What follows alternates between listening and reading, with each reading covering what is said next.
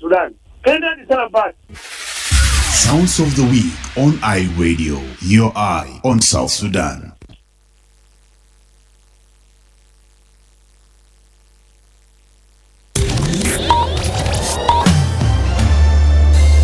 Live from Juba, on air and online.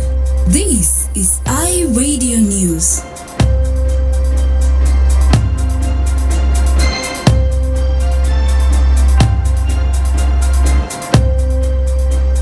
Hello, this is iRadio Afternoon News. First, here are the headlines. The SPLM is strongly criticized former senior party member Nial Deng Nial, arguing he should register a political party and contest the upcoming elections rather than form a movement that is against democratic principle. The special court trying Dr. Riek Machar and 7 co-accused adjourned its 13th session after the prosecution completed the examination of the lead investigator in the Nasir case. And the Director General of the Traffic Police Service has issued a directive instructing all drivers of public and private vehicles with tinted windows to remove them immediately if they do not have official authorization. These stories and more coming to you in the news bulletin with me, Wol Mapal. Now the news in detail. The SPLM strongly criticized former senior party member Nial Deng Nial, arguing he should register a political party and contest the upcoming elections rather than form a movement that is against democratic principle. This reaction follows Nial Deng Nial's recent launch of the South Sudan Salvation Movement, in which he accused the government of blocking elections to stay in power. Speaking at a media briefing this morning, Wol Mapal, the SPLM Secretary for External Affairs, expressed the party's surprise that Nial, a sitting member of the RTNLA, chose to launch accusations rather than utilize his legislative role. Makweng challenged the former leader to return and engage in legitimate politics, emphasizing that democracy requires registration, not agitation. Makweng spoke during a media briefing this morning. For any political party to play democratic elections is for this party to register in the political parties council. That's a requirement. If our son, brother Nial, is to play politics by forming his political party, he is free to come into South Sudan. He can register his political party and he can campaign, because the differences among people will be reflected in the political programs. The people of South Sudan will have their choice of the leaders they want. And this is why we are free. And you may recall, we have 54 political parties. 29 are registered, 25 are not yet registered. We are even encouraging that small portion of 25 to be registered if they want to be active politically. Otherwise, you will be like an agitator to roam about and tell people this when you are no longer following the democratic norms. And this is why we need that. Makweng questioned Nial's decision to accuse a tiny political elite of mismanaging oil revenues and inflating infrastructure contracts, especially given his position in parliament. It is surprising that as a sitting member of the revised Transitional National Assembly, whose mandate includes legislation and government oversight, Honorable Nial chooses to point fingers at a tiny political elite surrounding the president, accusing them of diverting oil revenues through inflated infrastructure contracts. If Honorable Nial possesses substantive evidence, he should have introduced a private member's bill, summoned relevant ministers, finance and planning, petroleum, justice and constitutional affairs, and roads and bridges to investigate and address these allegations transparently. The special court trying Dr. Riek Machar and 7 co-accused adjourned its 13th session after the prosecution completed the examination of the lead investigator in the Nasir case.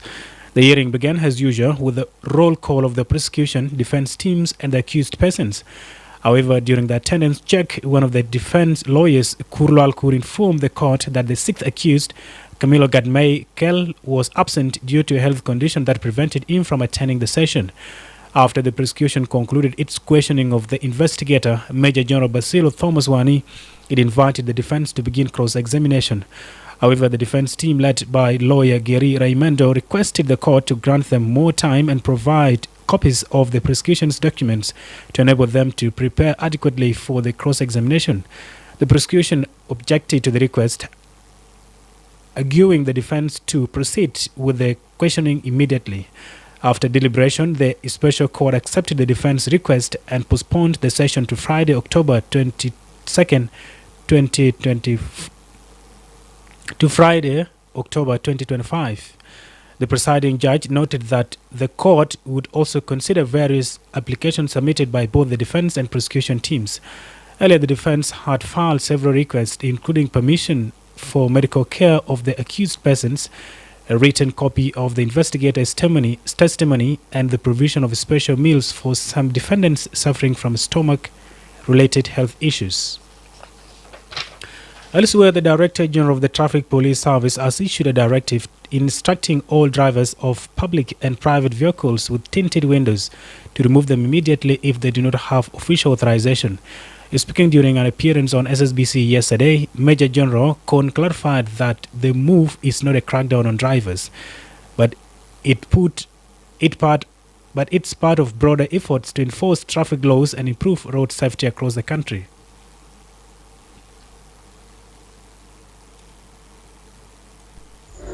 زمن العربية بدون ما يجي للدائرة عامة يغيروا أو يطلعوا قبل ما شرطة المرور يقبضوا عليه. كلام ده أنا بكرر لعنة الناس المرور قبضوا ما تقول لنا دي حملة، ما عندنا حملة. الحملات وقفناها، لكن أننا في تطبيق القانون والمخالفات. أنا ما ممكن أسلم نخلي ناس يمشوا ويخالفوا والقانون ما يجري مجراه. أنا داير أقول أي سواق داخل جوبا بسوق عربية لازم يضبط حزام. في ناس لو سقم سواق بيطير من العربية بيمرق، لكن لو رابط حزام ما بتحصل له حاجة. He added that while the official crackdown had ended, law enforcement is now focused on correcting traffic violations through education and enforcement with an emphasis on tolerance and cooperation. The traffic police chief also called on drivers and vehicle owners to complete their vehicle insurance procedures and comply fully with all traffic regulations. Major General Kon further urged drivers in Juba to wear seatbelts at all times, stressing that doing so significantly reduces the risk of injury in traffic accidents. The South Sudan Traffic Police Service is expected to continue with public awareness campaigns alongside enforcement measures to ensure safer roads and more responsible driving behavior. You're listening to iRadio News. The Ministry of Higher Education, Science and Technology has officially upgraded Stafford International University College to a fully accredited university, now recognized as the Stafford International University, SIU. The announcement was made through Ministerial Order Number 23/2025, signed by the Chairperson of the National Council for Higher Education, Honorable Madut Biariel, in Juba on Tuesday.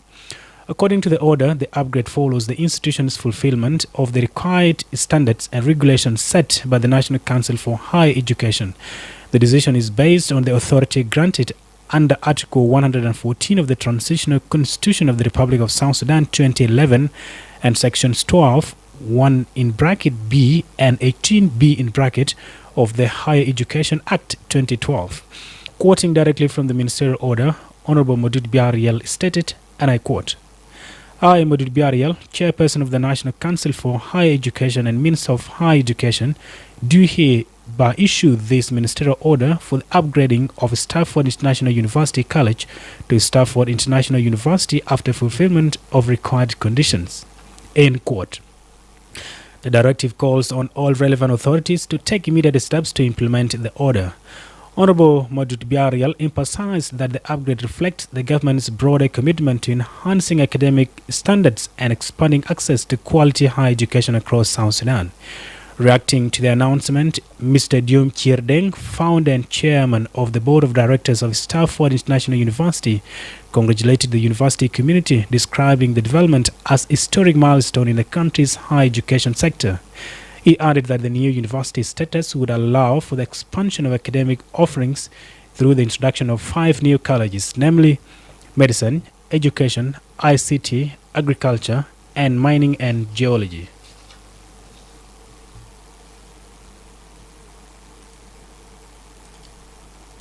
Yes, ministerial orders. It has came out yesterday in the evening. First of all, a million congratulations because the Southport International University met the requirement of the Ministry of Higher Education and Science and Technology, and the vision is to provide quality university education and training based upon local realities and global aspirations through the development in innovative research in order to transform a society by meeting a high level of human resource needs based on the needs. Southport is willing to offer another 5 colleges: College of Medicine, Agriculture, College of ICT will be also will be separate from the 5 colleges there. College of Geology, Oil and Gas is already on the way. Another college is College of Education, which are 5 colleges.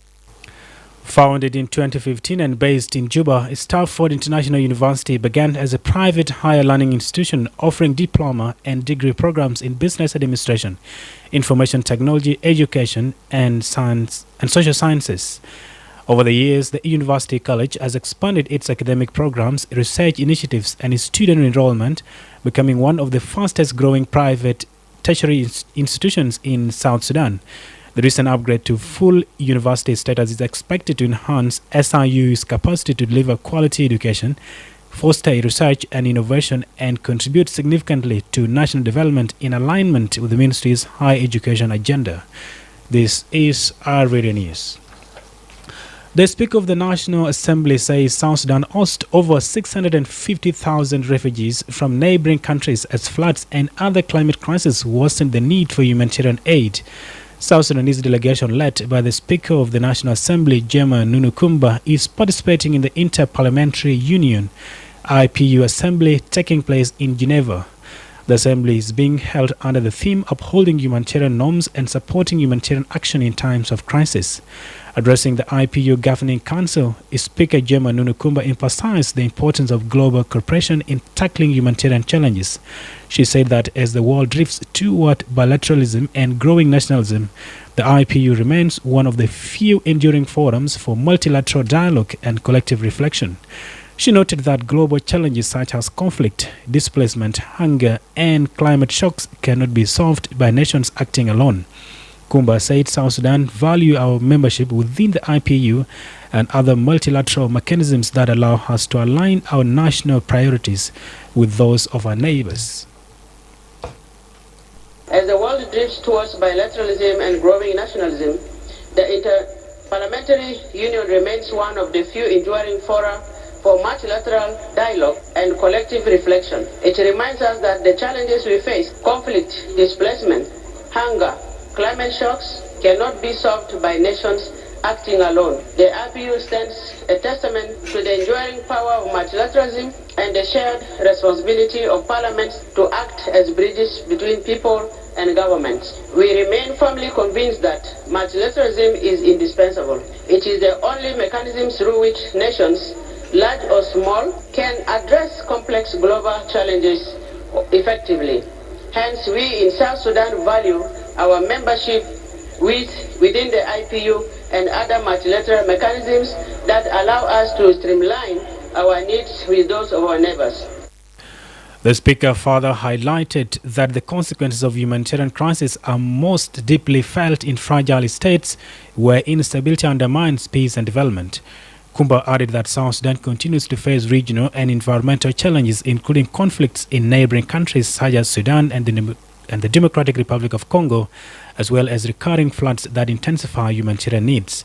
She revealed that the country is currently hosting over 650,000 refugees, about 600,000 of them from Sudan, demonstrating South Sudan's commitment to international humanitarian religious obligations. The consequences of humanitarian crisis are most acutely felt in vulnerable states, where the fragility of peace undermines development and weakens social cohesion. For countries like South Sudan, where communities are still healing from years of conflict, every humanitarian emergency threatens to reverse our gains, deepen inequalities, and erode public trust. In South Sudan, this theme resonates deeply. We have endured the consequences of conflict, not only domestically but also regionally. Conflicts in neighboring countries like Sudan and DRC, the Democratic Republic of Congo, and climate crises such as floods continue to exacerbate our needs for humanitarian intervention. Currently, South Sudan is hosting over 650,000 refugees from neighboring countries, of which 600,000 are from Sudan. Despite the internal challenges we are facing, South Sudan has accepted its obligation to upholding international humanitarian law and norms by opening its borders to those who need the most protection and support.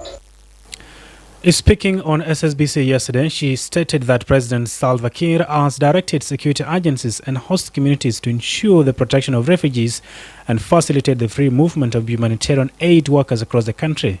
The Speaker concluded by reaffirming the National Assembly's commitment to strengthening legislative and oversight functions to ensure that the principles of international humanitarian law are reflected in South Sudan's national legal framework.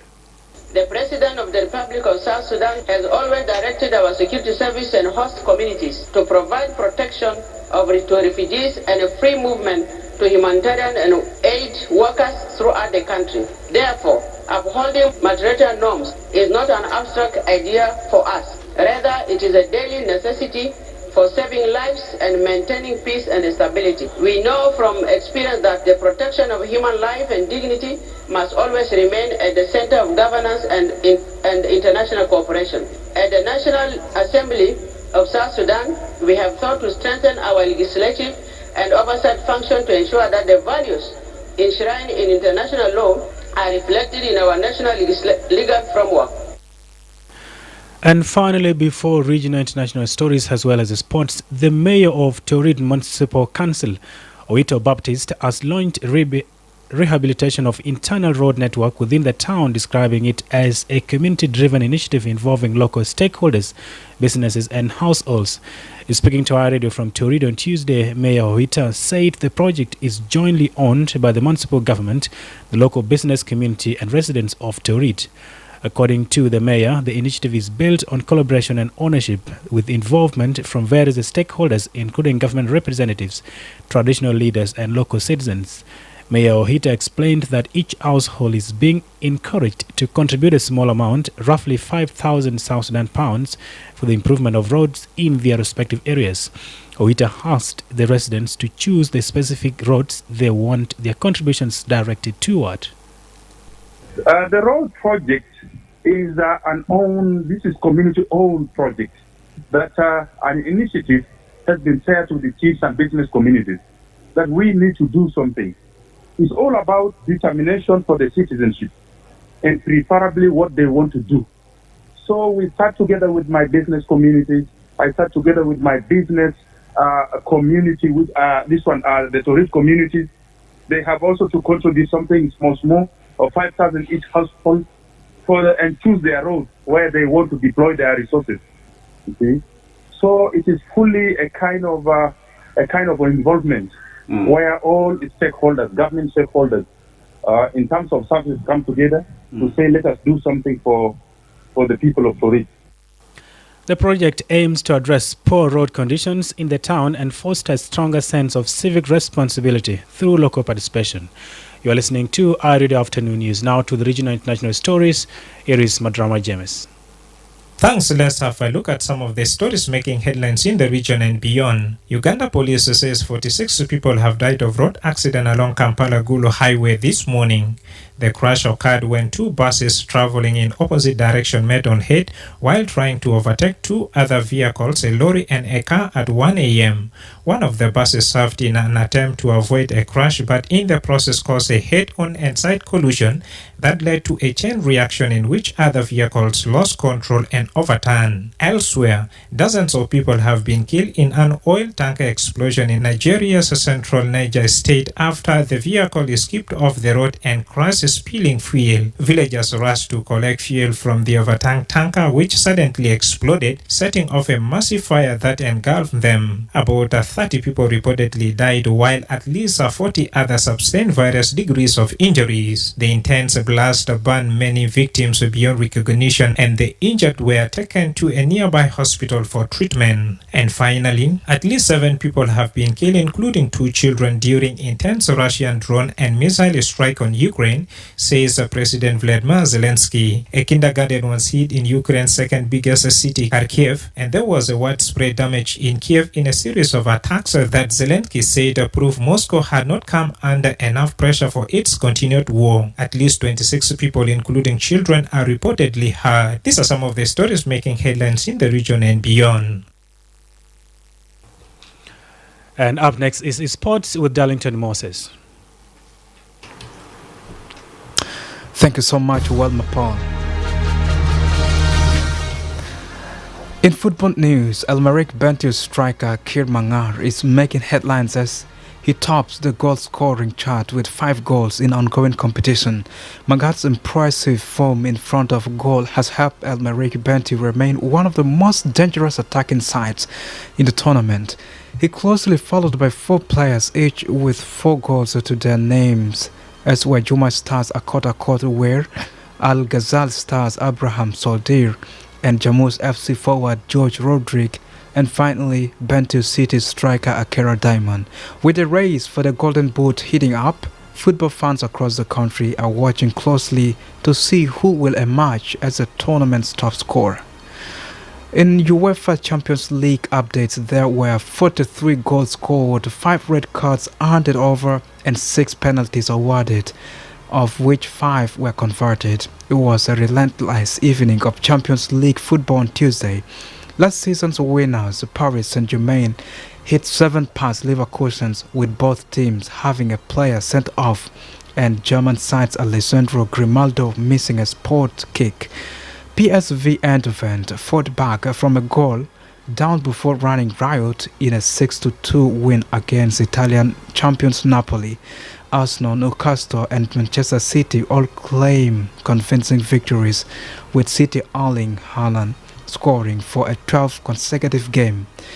There were goals and drama aplenty, so BBC Sport has dived into the stats behind an entertaining night in Europe's most prestigious club tournament.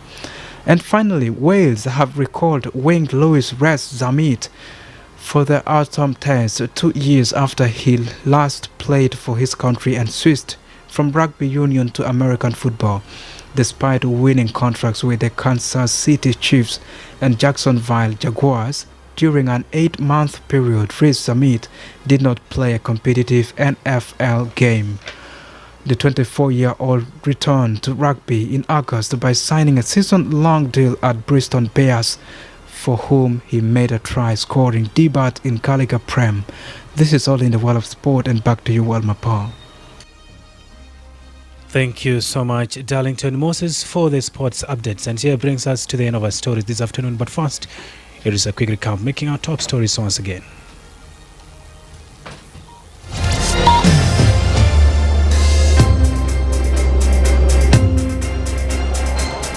The SPLM strongly criticized former senior party member Nyal Deng Nyal, arguing he should register a political party and contest the upcoming elections rather than form a movement that is against democratic principle. The special court trying Dr. Riek Machar and 7 co-accused adjourned its 13th session after the prosecution completed the examination of the lead investigator in the Nasser case. And finally, the Director General of the Traffic Police Service has issued a directive instructing all drivers of public and private vehicles with tinted windows to remove them immediately if they do not have official authorization. That is the end of our reader news. If there is a story or an event you would like our reader to cover or report about, please send us a text message on +211 925 287 870. It's also our WhatsApp number. Follow us on X at iRadio Juba. Like our Facebook page, iRadio. Subscribe to our YouTube channel at iRadio South Sudan. You can also visit our website and listen to us online at www.iRadio.org. Stay tuned for news in Arabic at half past the hour. I am Wol Mapal. Thanks for listening.